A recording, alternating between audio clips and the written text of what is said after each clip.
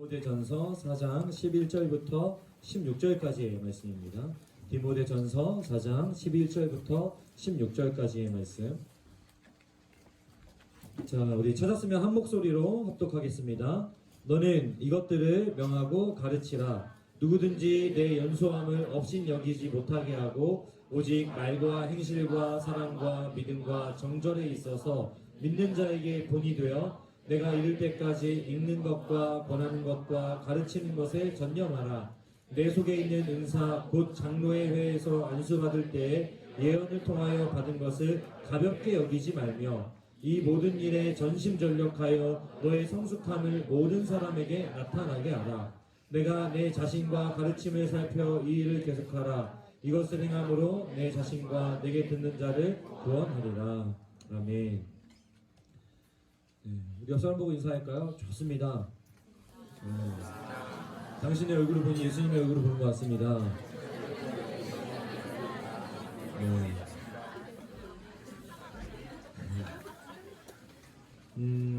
우리 함께 읽은 디모데 전서는 바울이 감옥에서 쓴 편지입니다. 감옥에서 그 사랑하는 마치 아들과 같은 제자 디모데를 생각하며 보내는 편지가 바로 이 디모데 전서인데요. 함께 읽은 12절에 보니까 내 연소함을 업신여기지 못하게 하라 이렇게 말합니다.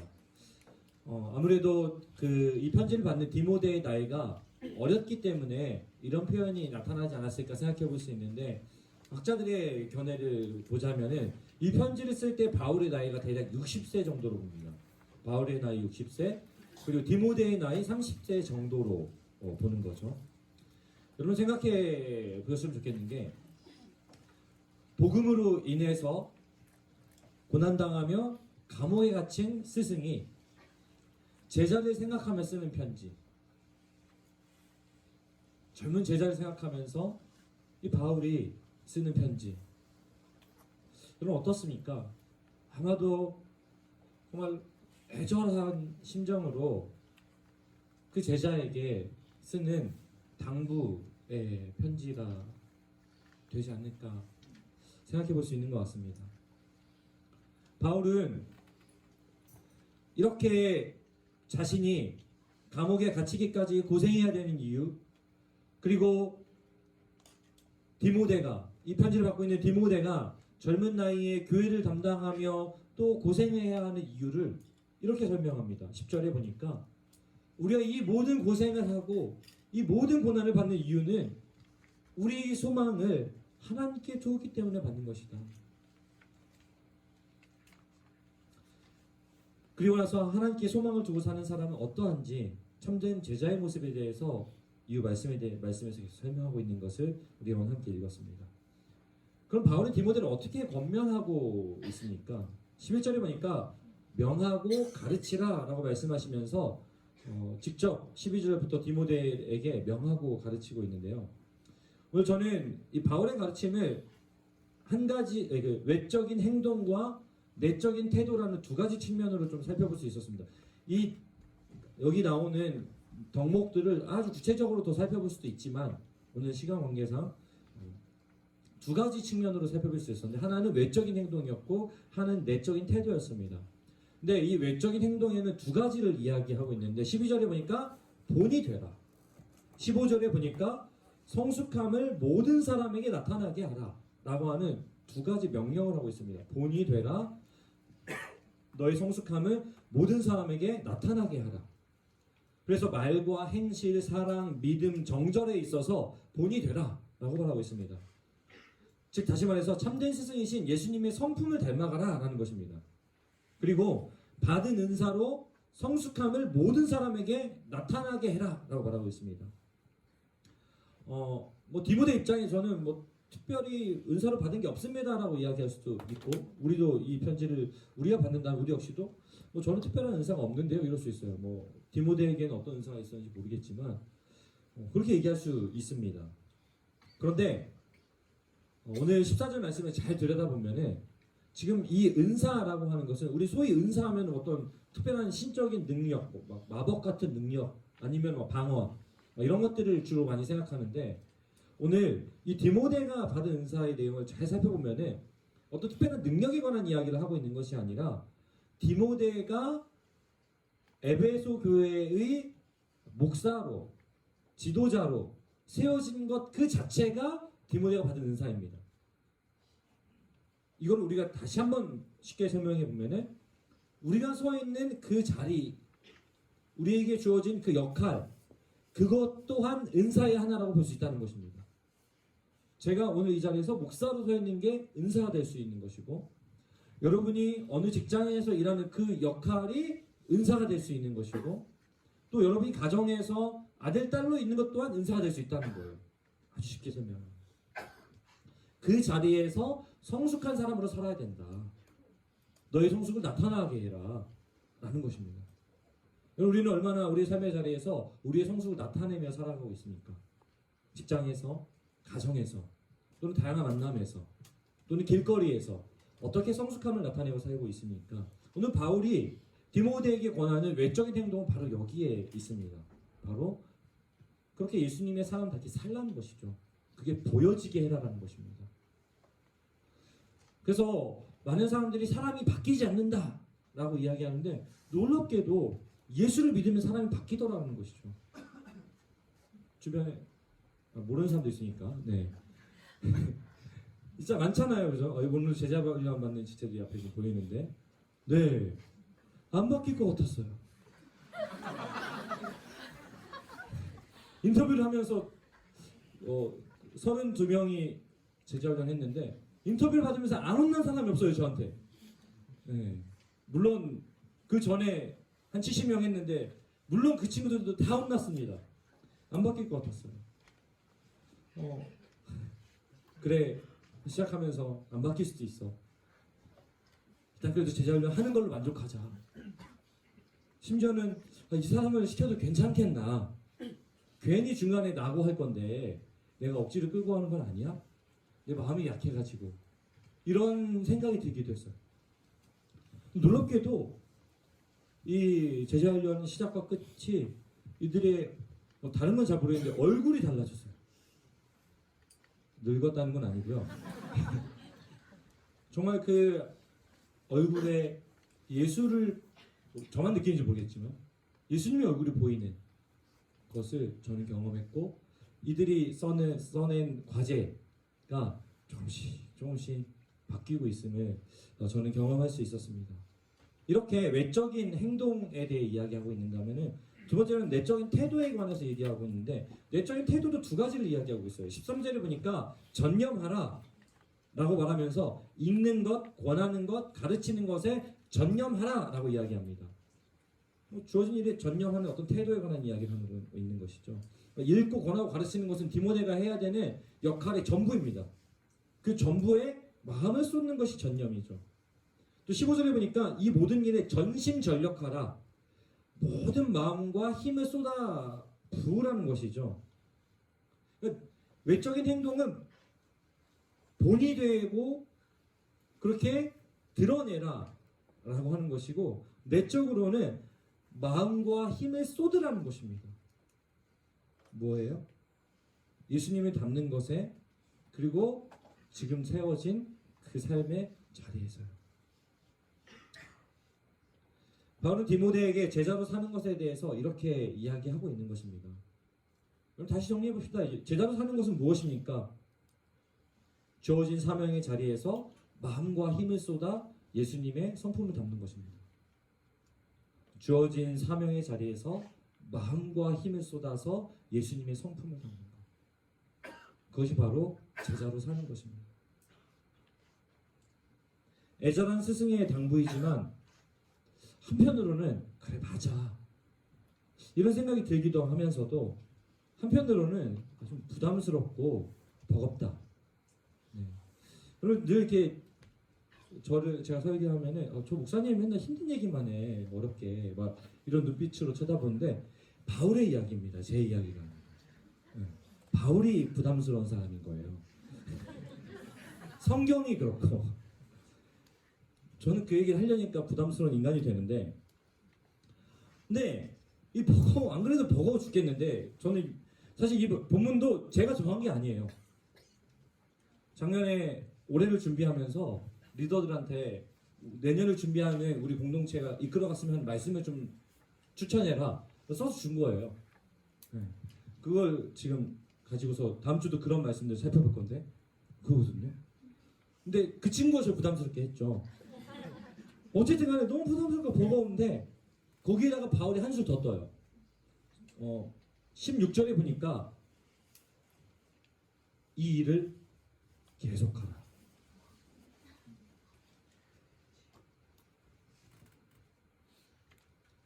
설교 준비하면서 어쨌든 사장 말씀을 계속 여러 번 읽는데 읽을 때마다 16절이 너무 부담스러운 거예요.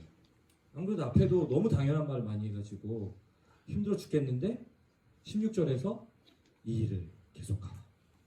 근데 비장해 보이면서도 부담스럽기도 하고 이거 너무 몰아붙이는 거 아닌가. 그러니까 멘토잖아요. 그 디모데 바울은 자기 너무 존경하는 멘토가 야 똑바로 해야 돼. 너 말과 행실에 있어서 본일해야 되고 말씀 죽도록 봐야 되고 네 가지고 있는 그 은사를 드러내야 되고 은사로 주신 그 삶의 너의 그 사역의 자리도 기꺼이 섬겨야 되고 그것도 그냥 하면 안 돼. 전심전력해야 되고 또 그게 그냥 전심전력하는 걸로 네 힘쓰는 걸로 끝나면 안 돼. 본이 되어야 돼. 이렇게 얘기한다고 생각해 봅시다. 이찬수 목사님 저를 맨날 불러가지고 이렇게 얘기하는 거죠. 만약 이를테면 뭐하니 저문아 김 목사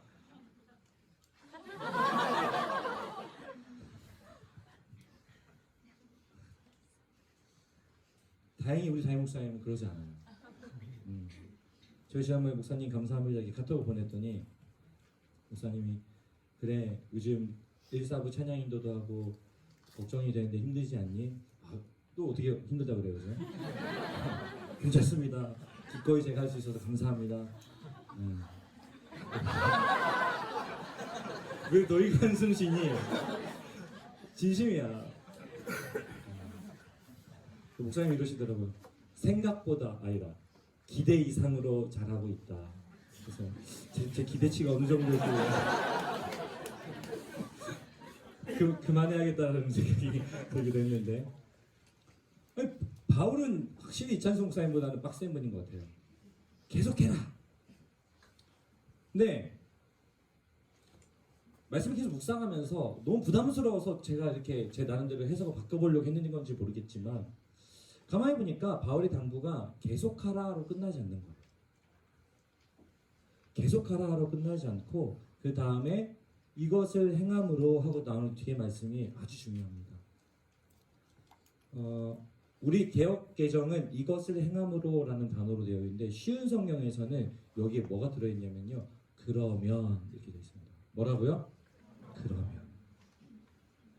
참 성경이 우리를 빡세게 몰아가지만 참 감사한 것이 성경은 우리를 무조건 몰아붙이지만 않고 지금 16절에 보여주는 것처럼 그러면, 그리하면, 이로써 라는 말을 통해서 우리를 몰아붙이는 걸로 끝나지 않고 거기에 약속을 더해 주는 것을 우리가 볼 수 있어요. 오늘 16절에서 뭐라고 얘기하냐면요. 그러면 내 자신과 너에게 듣는 자, 너에게 배우는 자, 너를 바라보는 자, 그 사람들이 구원을 얻게 될 것이다. 아멘입니까? 여러분 계속하라. 계속하면 거기에 끝에 놀라운 구원의 약속이 기다리고 있다. 승리라고 하는 결말이 기다리고 있다라고 하는 것을 가르쳐주고 있는 것입니다. 그리고 나의 승리일 뿐만 아니라 나로 인해서 수많은 사람들이 그 승리를 누리게 될 것이라는 것이죠. 사랑하는 청년 여러분, 오늘은 제자훈련 수료식 날입니다. 우리가 제자훈련을 받는 것도 또 제자로 살기 위해서 이 자리에 모이는 것도 이와 같습니다. 그냥 공동체에서 하는 프로그램 하나 하는 거 아니고 그냥 청년들끼리 어른들끼리 모이면 불편해서 청년들끼리 모이는 것 아닙니다. 이렇게 하는 모든 이유가 뭐냐면요. 제자로 사는 연습을 하기 위해서 하는 것입니다. 그리고 제자훈련 끝나고 수료식을 한다는 것, 예배가 끝나고 이분을 나선다는 것은 뭐예요? 이제 연습이 끝나고 본 게임이 시작되었다라고 하는 것을 의미하는 것입니다. 여러분 이제는 어떻게 해야 할까요? 이제는 연습한 것을 토대로 계속하면 됩니다. 바울이 우리에게 얘기하고 있는 거예요. 이 자리에서 예배한 것처럼, 이 자리에서 옆 사람에게 예수님의 얼굴이 본다고 이야기하고 고백했던 것처럼 우리의 삶에서 이 문턱을 나서서도 어떻게 해요? 그 일을 계속하시면 됩니다. 이 자리에서 오늘 정말 뜨겁게 찬양했잖아요. 오늘 우리 어딨지? 수인 형제가 데뷔 무대였는데 어디 괜찮았어요? 저는 앉을 자리 없어서 밖에서 찬양했는데 밖에서 부르는데도 막 은혜가 돼가지고 네. 우리 찬양팀 너무 좋지 않아요? 네. 늘 힘이 됩니다. 그렇게 뜨겁게 찬양한 것처럼 이 문턱을 나서서도 그 일을 계속하시면 됩니다. 근데요, 계속하라는 의미는 뭐냐면요, 그것이 완성시켜서 완성이 되는 상태를 계속 이루어가라 이 얘기가 아니에요. 우리에게 주는 약속은 뭐냐면요, 그게 완성이 될 수 있고 안 될 수도 있다는 겁니다. 그런데 그럼에도 불구하고 힘을 다해서 마음을 쏟아서 계속 해보라는 겁니다. 좌절될 것입니다. 또 실수할 것입니다. 또 실패하는 것처럼 느껴질 수도 있습니다. 그런데 그래도 계속 해보라는 거예요. 왜요? 우리의 소망은 지금 이 자리에서 제자로 사는 것 또는 예수님의 형상 담는 것을 성공에 이루어내는 것에 있는 것이 아니라 어디에요? 하나님께 소망이 있기 때문에 그렇습니다. 먼 훗날 하나님 뵙는 그때 잘하였도다 착하고 충성된 종아, 이 약속이 우리를 기다리고 있기 때문에 이 일을 우리는 계속할 수 있는 것입니다. 사도 바울은 사도행전에서 나의 달려갈 길과 그 구절 알잖아요. 우리 잘 아는 구절. 이 메시지를 던지고 그리고 나서 로마로 갔고 지금 그 옥에서 로마로 간 그 옥에서 이 편지를 쓰고 있는 거예요. 그러면서도 그는 이렇게 얘기하고 있는 거예요. 사랑하는 디모데야, 계속해라. 여기에는 소망이 있다. 여러분 우리 삶의 자리에서 분명히 바울이 사명을 가지고 나의 생명을 이 사명을 다하기까지는 생명조차 조금도 귀한 것으로 여기지 않겠다라고 선언하며 갔는데 감옥이 들어갔잖아요. 근데 그거를 실패로 여기지 아니하고 계속할 소망으로 여겼던 바울처럼 우리 삶에도 우리는 제자로서 실패하는 것처럼 보일지라도 소망을 가지며 나아가는 것. 그때 그러면 16절에 얘기하는 것처럼 그러면 우리는 구원, 영원한 승리를 맛보게 될 것입니다. 천국 문에서 영원한 상을 받게 될 것입니다. 제자의 삶은 바로 이것입니다. 이렇게 계속 힘을 쏟으며 살아가는 것입니다. 그렇게 계속 우리의 삶의 자리에서 나아가고 살아가는 우리 모두가 되기를 예수님의 이름으로 축복합니다. 오늘 설교를 준비하면서 계속 떠오르는 찬양이 하나 있었어요. 가사가 이렇습니다. 나의 부르심 그 길을 따라 한 걸음씩 걸어갈 때 그 길 끝에 날 맞아 주시느니 하나님의 사랑 예수 그리스도. 나를 부르신 그 사랑의 음성 내 마음에 들려올 때 찬송하며 그 음성 따라가리. 주를 경배하며 달려가리. 나를 부르신 은혜의 길 따라 나를 보내신 진리의 길 따라 내 모든 것 드리며 내 삶을 드리며 주를 예배하며 나아가리. 그 길 따라 그 길 따라서 계속 나아가며 그 계속 나아가는 그 길 끝에 우리를 맞아주시는 주님을 생각하면서 우리 찬양 한번 같이 고백하겠습니다. 나의 부르심 나의 부르심 그 길을 따라 한 걸음씩 걸어갈 때 그 길 끝에 날 맞아 주시느니 하나님의 사랑 예수 그리스도. 나를 부르신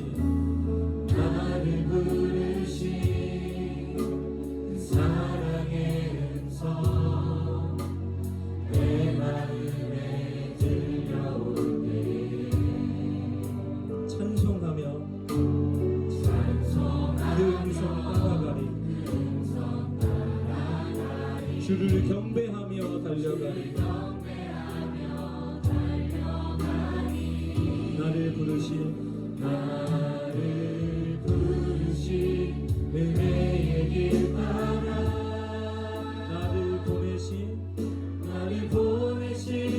진리의 길 따라 내 모든 것 드리며 내 모든 것 드리며 내 삶을 드리며 주를 예배하며 나아가리 나를 부르신 은혜의 길 따라 나를 부르신 은혜의 길 따라 나를 보내신 진리의 길 따라 내 모든 것 드리며 내 삶을 드리며 주를 예배하며 나아가리 그 길 따라 여러분 아마 하나님께 소망을 두지 않고 그 길 끝에 예수가 계시지 않는 이에게 오늘 사도 바울이 던지는 계속이라는 메시지는 마냥 부담스럽고 버거운 이야기일 것입니다. 그런데 힘겹게 때로는 즐겁게 걸어가는 이 길의 끝에 주님이 계신다. 날 맞아주시는 그분 예수 그리스도가 계신다. 그 확신이 있는 사람에게는 이 계속이라고 하는 메시지가 죽음이나 부담의 메시지가 아니라 응원의 메시지요 격려의 메시지가 되는 것입니다. 괜찮아 계속 가 이렇게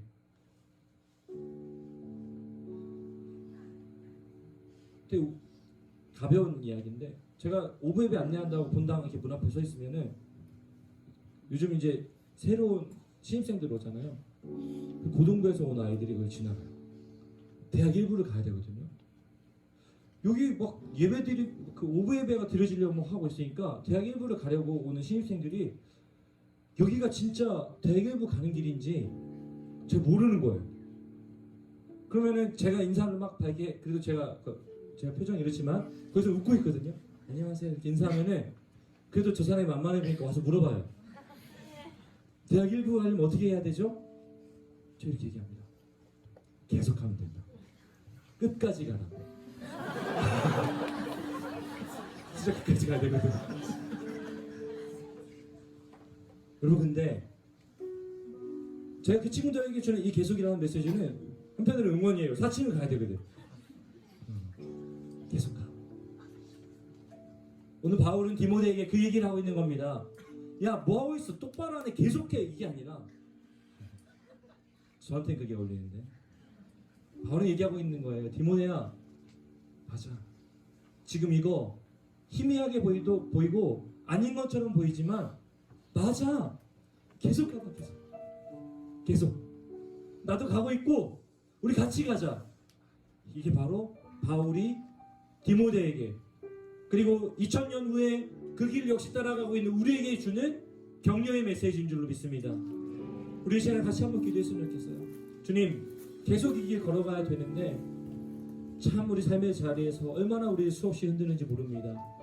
이번 한 주도 계속 걸어갔으면 좋겠습니다. 계속 기도했으면 좋겠습니다. 계속 찬양했으면 좋겠습니다. 계속 말씀했으면 좋겠습니다. 주님 제가 그렇게 하게 도와주세요. 그리고 그 길 끝에 주님이 있음을 확신하며 나아가게 해주시옵소서. 같이 한번 그 마음을 가지고 기도하시겠습니다. 기도합시다. 아버지